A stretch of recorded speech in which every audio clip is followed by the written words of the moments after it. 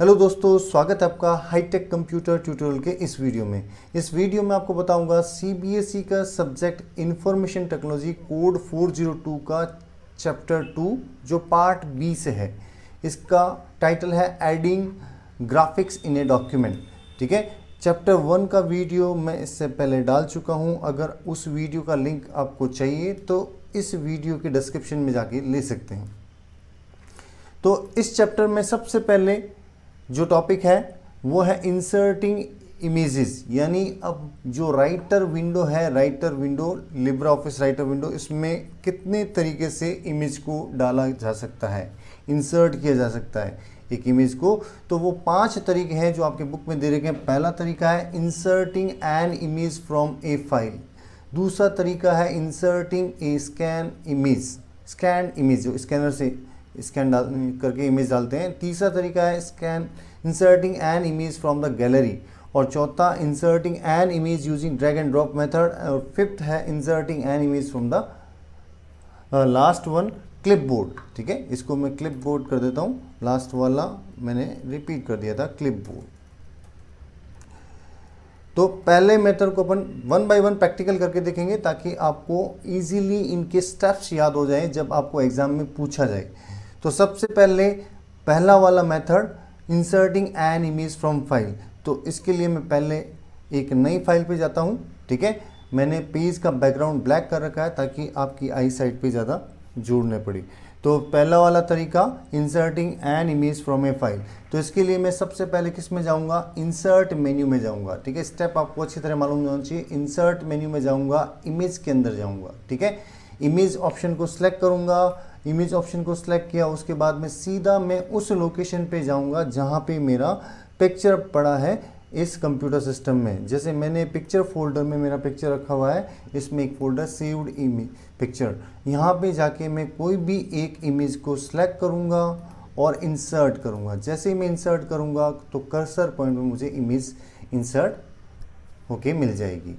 ये पहला तरीका हो गया इमेज को इंसर्ट करने का। देखो, इसका फॉर्मेटिंग का भी हम तरीका देखेंगे, लेकिन पहले सारे मेथड देखेंगे जिससे अपन पिक्चर डाल सकते हैं। ठीक है, फिर दूसरा तरीका क्या है, दूसरा वे इंसर्टिंग ए स्कैन इमेज। तो इसका मैं इसी में बता देता हूँ। इमेज को इंसर्ट करने के लिए आपको किस में जाना है, इंसर्ट में जाना है और फिर आपको जाना है मीडिया के अंदर। मीडिया के अंदर आपको स्कैन ऑप्शन मिलेगा और स्कैन ऑप्शन में सेलेक्ट सोर्स। ठीक है, स्टेप बाय स्टेप आपको मालूम होना चाहिए। Insert menu, media option, insert menu के अंदर मीडिया ऑप्शन और उसमें स्कैन ऑप्शन और फिर आपको सेलेक्ट सोर्स पे क्लिक करना है। जैसे ही आप क्लिक करेंगे तो एक अलग से डायलॉग बॉक्स ओपन होगा, उसमें सोर्स लिखा रहेगा। उस सोर्स में आपके कंप्यूटर से जो भी स्कैनर कनेक्ट है वो उसका नाम आएगा। और आपने कोई इमेज स्कैन की है तो उसको सिलेक्ट करके बस यहाँ पे सिलेक्ट वाले ऑप्शन पे क्लिक करेंगे तो वो इमेज एज इट इज़ आपके इसमें इंसर्ट हो जाएगी। ठीक है, ये दूसरा तरीका हो गया। फिर तीसरा तरीका insert an image from the gallery. Gallery से इमेज कैसे इंसर्ट करते हैं, तो इसके लिए फिर मैं न्यू डॉक्यूमेंट में गया और यहाँ पे इंसर्ट ऑप्शन, फिर वही मीडिया और मीडिया के अंदर आपको मिलेगा गैलरी।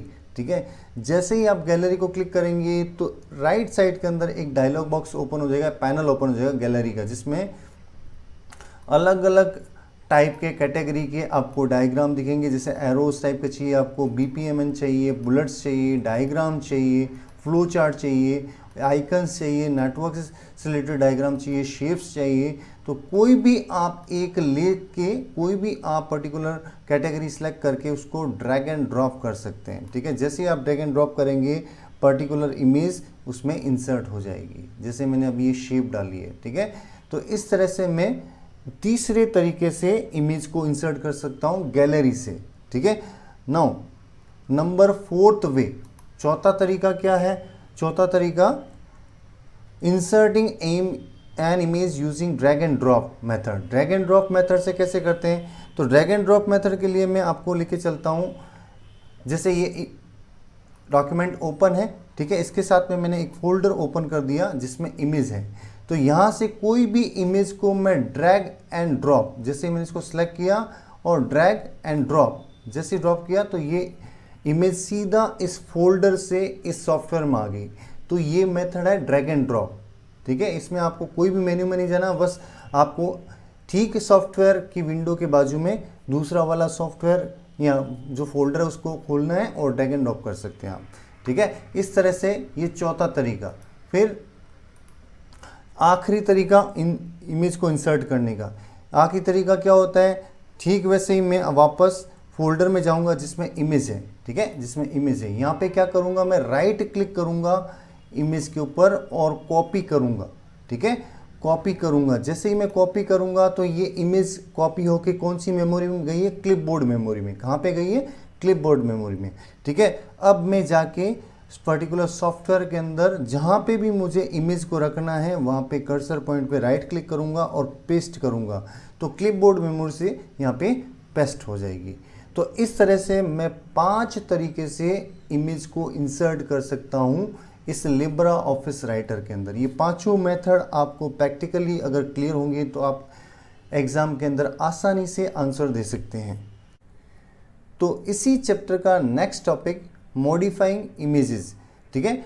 आपने जैसे ही इमेज डाल दी तो उसको मॉडिफाई कैसे किया जा सकता है, जैसे रीसाइज करना, रोटेटिंग एन इमेज, क्रॉपिंग करना, डिलीट करना, ठीक है, और भी अदर मॉडिफिकेशन ऑप्शंस होते हैं, वो हम इस नेक्स्ट पार्ट में देखेंगे। तो देखते हैं, सबसे पहले एक इमेज मैंने इंसर्ट कर रखा है, ठीक है। अब इंसर्ट करने के बाद में सबसे पहले जो टॉपिक आता है, देखो जैसे ही आप इमेज को इंसर्ट करेंगे तो आपका जो फॉर्मेटिंग टूल बार है, सबसे नीचे वाला ये फॉर्मेटिंग टूल बार होता है, ये किस में चेंज हो जाएगा, इमेज के फॉर्मेटिंग टूल बार में चेंज हो जाएगा। हो सकता है कुछ सॉफ्टवेयर में अलग से आपको ठीक नीचे दिखाई दे ये, ठीक है, ऊपर वाला एज इट इज़ रह जाएगा फॉर्मेटिंग टूल बार और नीचे अलग से पैनल दिखाई दे, टूल बार दिखाई दे। मेरे इसमें वर्जन में ये इस तरह आता है, मैं इसको अलग भी कर सकता हूँ, ठीक है।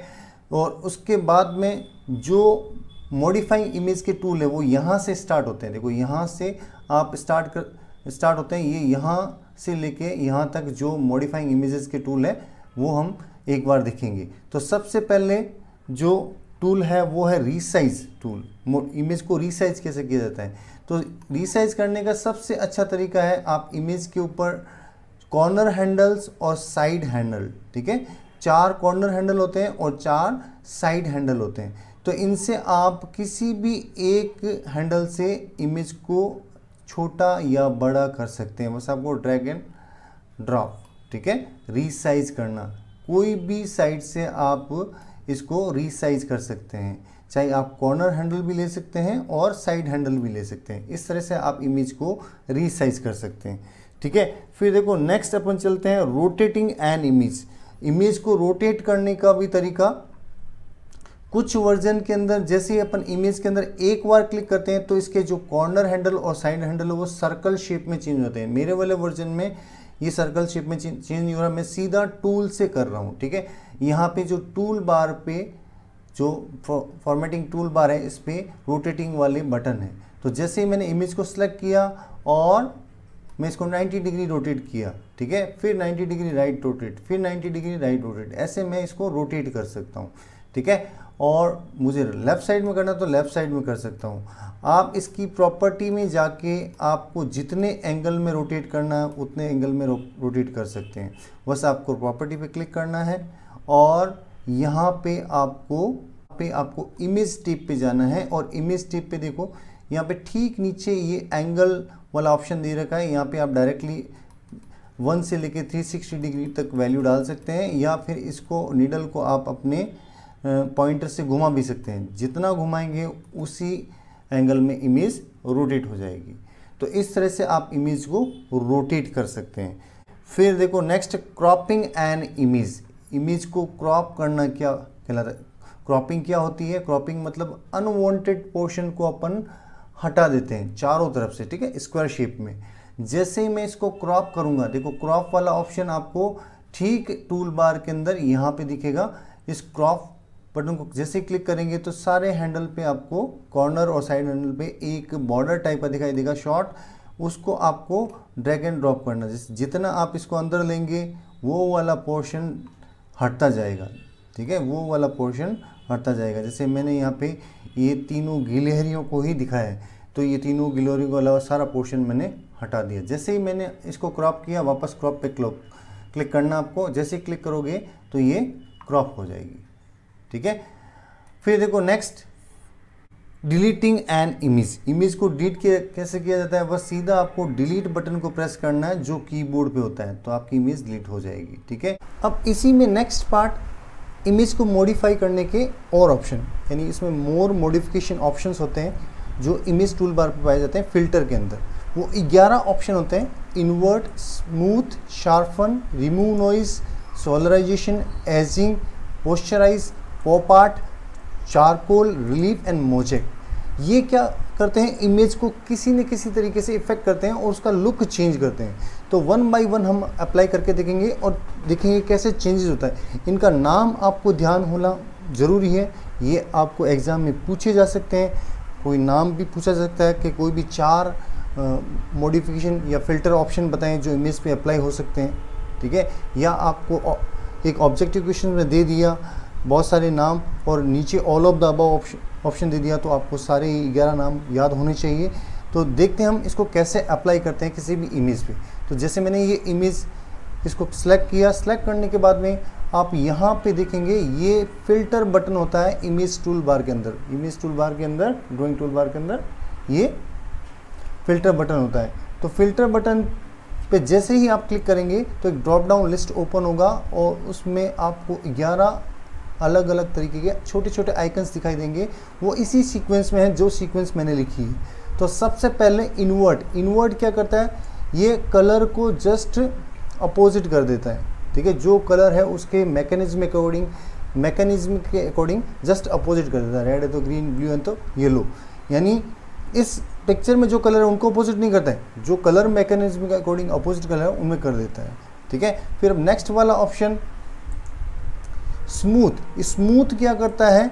जैसे ही अपन अप्लाई करेंगे तो जो अपन स्मूथ करेंगे तो ब्लरनेस आएगी, ठीक है। इसका जो पैरामीटर अपन चेंज करेंगे, वैल्यू चेंज करेंगे तो ब्लर आ जाएगा, फोटो ब्लर की तरह दिखाई देगा। तो ये नेक्स्ट फिल्टर ऑप्शन हो गया।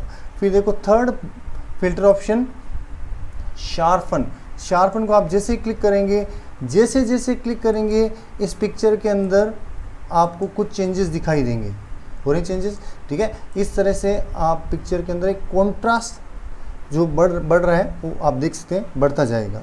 तो ये तीसरा फिल्टर, ठीक है। कंट्रोल Z से आप वापस हो जाएं, पिक्चर वापस अपनी नॉर्मल स्टेज या जैसी थी वैसी हो जाएगी। फिर देखो नंबर 4 रिमूव नॉइजेस, ठीक है। जैसे ही मैंने रिमूव नॉइज किया, इसमें भी आप जैसे अप्लाई करेंगे तो इसके अंदर एक ब्लर टाइप का इफेक्ट आपको शो होगा। तो ये चौथा इफेक्ट हो गया। नंबर 5 फिल्टर के अंदर क्या होता है? इसके अंदर जैसे आप क्लिक करोगे तो एक डायलॉग बॉक्स आएगा, उसके अंदर आप परसेंटेज के अंदर थ्रेशोल्ड वैल्यू डाल सकते हैं। जैसे आप थ्रेशोल्ड वैल्यू डालेंगे तो इसमें जो इफेक्ट है वो लाइट सोर्स के साथ में हाईलाइट होगा, ठीक है। जैसे मैंने ओके किया तो आप देख सकते हैं यहाँ पे एक पर्टिकुलर बीच में जो सेंटर पॉइंट है वहाँ पे एक लाइट से फोकस होते हुए दिखाई दे रहा है, ठीक है। तो इस तरह ये number 5th filter. Now number 6 में जैसे ही नंबर 6 है एजिंग क्या करता है? पिक्चर को फ्लैशबैक में लेके जाता है। जैसे अपन कोई मूवी देख रहे हैं तो जैसे ही कोई स्टोरी सुनाई जाती है तो अपन फ्लैशबैक में चले जाते हैं, तो वैसे ही इफेक्ट में पिक्चर को लेके जाता है। जैसे अपन ओके क्लिक करेंगे तो ये इस तरह से दिखाई देगी। फिर देखो next number 7, I think number 7 number posterize, ठीक है। जैसे मैंने क्लिक किया ये पोस्चराइज क्या करेगा? ये भी इमेज के अंदर जो कलर है उनका जो कलर इफेक्ट है वो रिड्यूस कर देगा, ठीक है।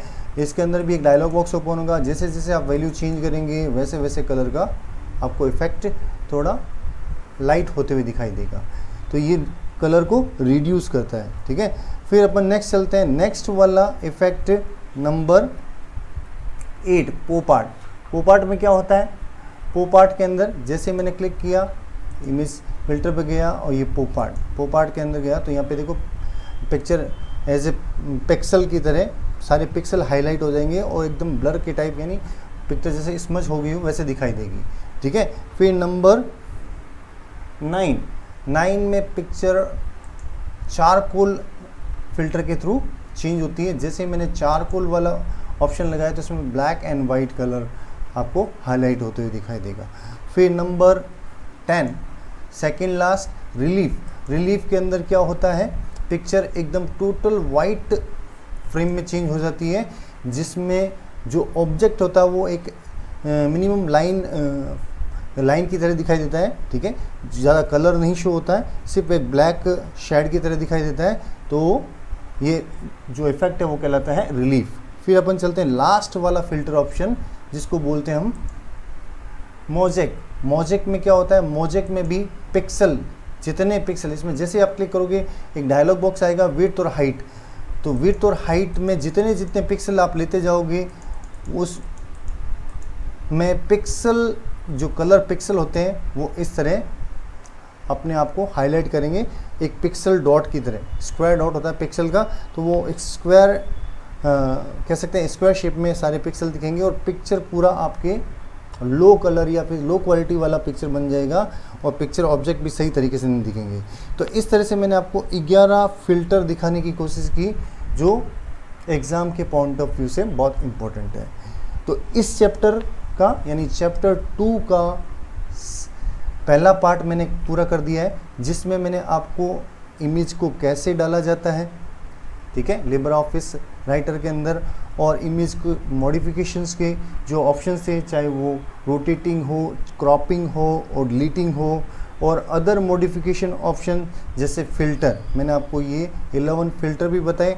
अब इसी चैप्टर का दूसरा पार्ट जिसमें मैं डिस्कस करूँगा आपको drawing object in a document, यानी इसी का सेकंड पार्ट जो अगले वीडियो में आपको बताऊंगा। तो आशा करता हूं मैंने इस जो वीडियो में बताया आपको अच्छी तरह समझ में आया होगा। अगर आपको ये वीडियो अच्छा लगे तो प्लीज़ इसको लाइक करें और शेयर करें और चैनल को सब्सक्राइब करें। Thank you.